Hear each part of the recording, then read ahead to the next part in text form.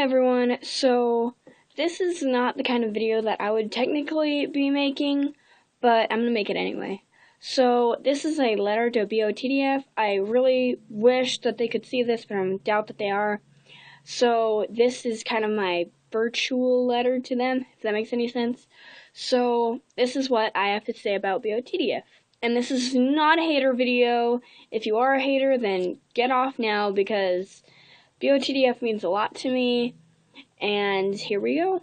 So the first thing I want to bring up is that I have known who BOTDF is ever since the summer of 2011.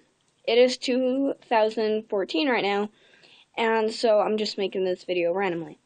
So this is the beginning of the year. Why did I check my computer? This is the beginning of the year in 2014, and this is my very first concert that, it's not today. This is my very first concert of BOTDF that I will ever go to, because I had to convince my mom to let me go to this concert, because she heard that instead of sitting, we're going to be standing, and it's going to be, like, crowded, and she doesn't know what kind of fans that they have. And I kind of am used to being crowded. I'm used to partying. Even though I'm 14. Let me explain this part. I'm a very loud person. I might not seem like it, but I am. So BOTDF kind of opened the doors for me, like, oh, this is our music. If you like it, then be a fan. If you don't like it, then don't be a fan. And that's why I want to tell the haters that, because the haters are confusing sometimes. So these are the tickets. No, wait, hang on. Okay, yeah, these are the tickets to the Blood on Dance Floor concert. I got two. I don't know why they were selling them at Smith's Marketplace. That was weird. It's like a grocery store. I was kind of confused on that part. So, I've grown up with a very odd childhood, because whenever I was younger, I would always say, I don't exactly know what I would ask, but I would ask things that not a normal child would ask. Like, normal kids would ask where would babies come from, and I would ask what the hell is sex. Like, stuff like that. And I don't know where I learned this stuff from. Then I figured out that my brother taught me these things so I wouldn't end up like other kids. And I think he did a pretty successful job at that. This is kind of a touching video, and so if you're getting uncomfortable, then leave, or like this if you want. So, this video is going to be like 10 minutes long. I think so, yeah. And if it cuts off, I'm sorry. I'm getting really distracted. So, I mean, I'm like a little kid again. I have a Hello Kitty bank. Like, legit a Hello Kitty. Shh. And,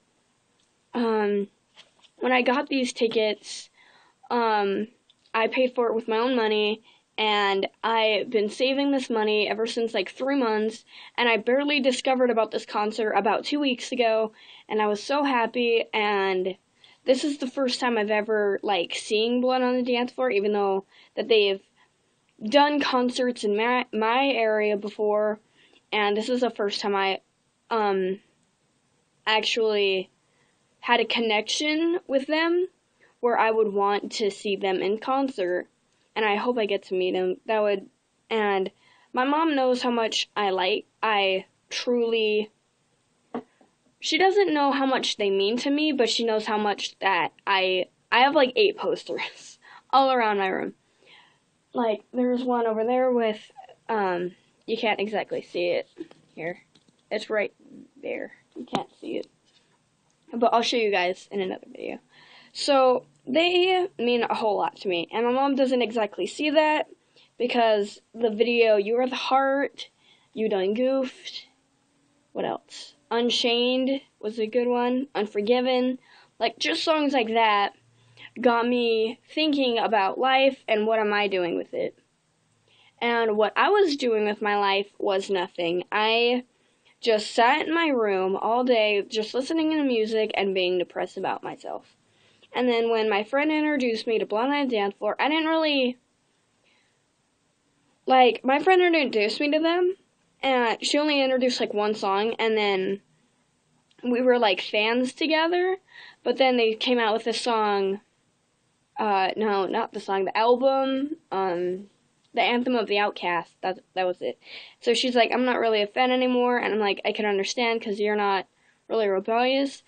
And me and her had an interesting conversation about them, because she said that they were useless, and that all their music is just about sex and drugs, and so I showed her You Done Goofed, You Are the Heart, Unchained, even though that Unchained hasn't came out then, but it came out now, and I showed her that one. And so she said that those are just other songs, and she meant the ones that are sexting and stuff, and I completely disagree with her. Blonde on the Dance Floor means a lot to me, and me and her kind of stopped being friends because of just issues that me and her had together, even not including Blonde on the Dance Floor. So if it wasn't for Blonde on the Dance Floor, I would not be here, because Blonde on the Dance Floor helped me a lot. You know what? This is going to be a serious video. I'm going to show you guys this. You can't exactly see them, but those are the legit scars I put on myself. I'm not bragging. I'm not going to be like, oh, look at my scars. Blonde on the Dance Floor means a lot to me. I did not know about Blonde on the Dance Floor when I did this. These are really terrible scars. You could kind of see them. If you look closely, then you could see them. But if you were, right next to me, looking at this with me, you would be able to see them clearly.